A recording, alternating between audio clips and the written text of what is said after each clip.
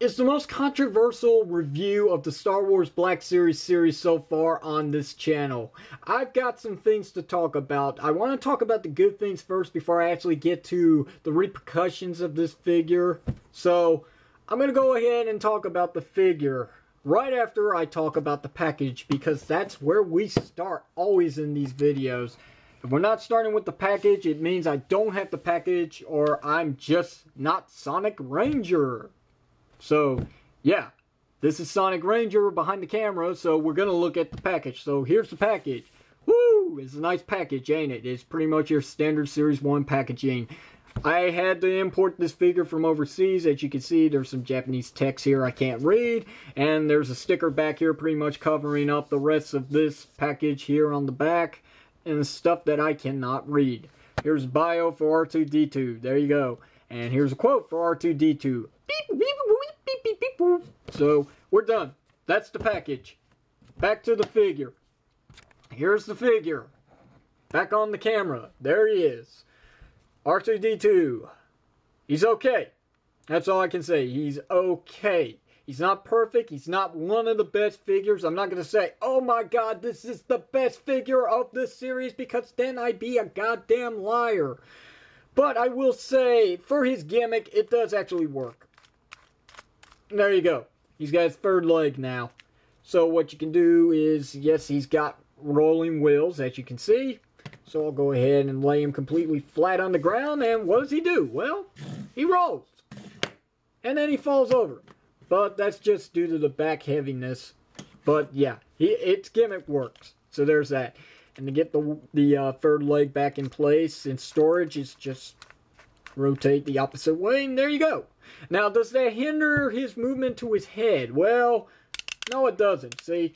No problem. No problem. Now, you're probably thinking I'm breaking the gear, but let me just go ahead and show you. See? Still comes down. Still goes up. Besides head articulation, the rest of the articulation is pretty much your standard points of articulation for any kind of R2-D2 figure. There's some movement at the feet, as you can see. And yes, I'll bring it down one more time just so you can see that, yeah, there's some movement right there. How else can you get his feet flat on the ground so he can roll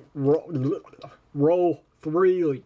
God damn it. You know how hard it is to talk today? I get tongue twisted with quite a few things. Attention to detail is pretty nice. I do like the paint job. I like the fact that these wires are sticking out. That's very accurate to R2-D2 on his movie counterpart. And they're a bit rubbery, so they're not going to break very easily. I mean, they could if you're not careful with the figure. And overall, I actually do like the figure. He could be a little better. And that's going to be one of the problems with this figure, is the fact that he is not very much accurate in scale to any of the Black Series figures. Because since I'm comparing him with Return of the Jedi Luke Skywalker, R2-D2 in the movie is supposed to be about up to here. And he's down to here. He's supposed to be up to here, yet he's down to here. I can let that slide because this was Series 1 after all, and not every series is going to be done right during the first wave, alright? There's going to be problems. That's not the problem with this figure. What the main problem is that this figure is too goddamn expensive nowadays. Have you seen those prices on eBay, man? Talk about Scalper City. It's crazy. You can find this figure still in package for up to $350. I'm not joking. So if you ain't got this figure by now, you're pretty much SOL. Unless you take the alternate route and do exactly what I did and buy one overseas, which you can get free shipping, and you can get a pretty decent price on some of these figures. So, it's your pick. Pay more, pay less, and wait a little longer. Your choice. There are your options. Or you can just do without.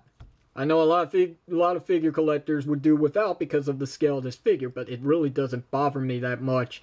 Now, let's get to his accessories, but first I will go ahead and tell you this. Outside of his packaging, he comes like this. Inside the packaging. Outside of the packaging, you have to slap these on, but I'm not going to do that because one of his accessories that he comes with is these awesome little jet boosters here that were used in Episode 2, Attack of the Clones. So, if I take a little time just to pop these into place, there you go. So there's that. It's not bad.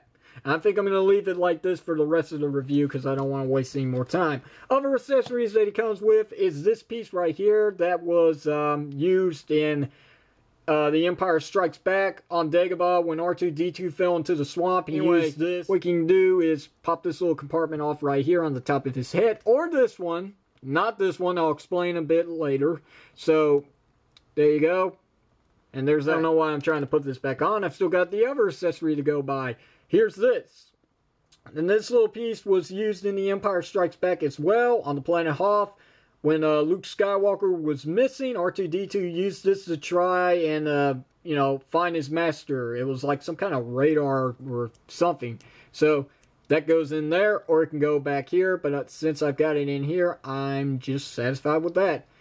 It's got a little paint, just a little gold trimming right there. But, oh well. I mean, it's a small piece. Look at this. That's the size of my... Not even close. Yeah, it's not even close to my fingernail. So, there we go. And last but not least, I'll go ahead and put this back on since we don't need it anymore. So, what we got here on the front compartment is a bigger hole.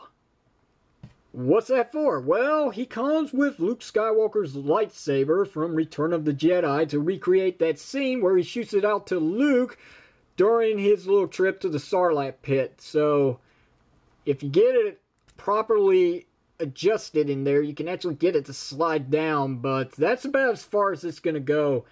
I would have liked it if it actually had a springing launch gimmick where, you know, there's like a little button on the front here or maybe on the back of R2's head that it could shoot out the lightsaber. I know there's a figure out there that did do that, but I think that was a very, very old figure, and gimmicks were all about the 90s. But, yeah, I mean, it stays in there pretty nice. See, he's not having any problems.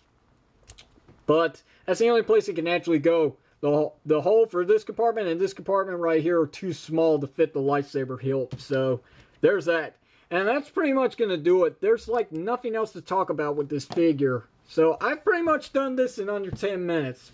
So, yeah, I don't know what to think about this figure. I mean, overall, I'm pretty satisfied that I finally got him a part of my collection in a hiatus of 2 years. But, yeah, it was worth it for what I had to go through. But, you know, like I said, the figure is pretty expensive. He's easy to come by, just very expensive to get a hold of, unfortunately. So, you know, it's pick your poison. You want him, you're going to have to pay the price. If you don't want him, well, then just move on, because there's plenty of other Black Series figures out there, especially when it comes to The Force Awakens, which just got released, and not a lot of people were fortunate to get a hold of any of them. But rest assured, I will let you know the good things and the bad things about those figures when I get to them. So, you know, I guess the real question is, which one should I start with? Should I just go in order? Or should I just start with Kylo Ren? Please say start with Kylo Ren. So that's pretty much going to do it for this video, alright? I've got nothing else to say except for one more thing. I've been thinking about this for a while, but now I'm going to do it. At the end of every review, if you leave me some questions, I will answer them for you at the end of the video reviews. Right here. Alright? Right here. I'm not joking. Right here. So, we can start it off here and work with it during the next Black Series review, which is one of the Force Awakens figures. Questions, comments, if you want them posted in the next video where I talk about it live, leave it down below, alright? I'll get to them when I get to them, and that's going to do it. So that's me, Sonic Ranger, signing out. Thanks for watching, and I will see you in my next video. But the question is, will you see me? Anyway, I'll see you whenever you see me. There you go.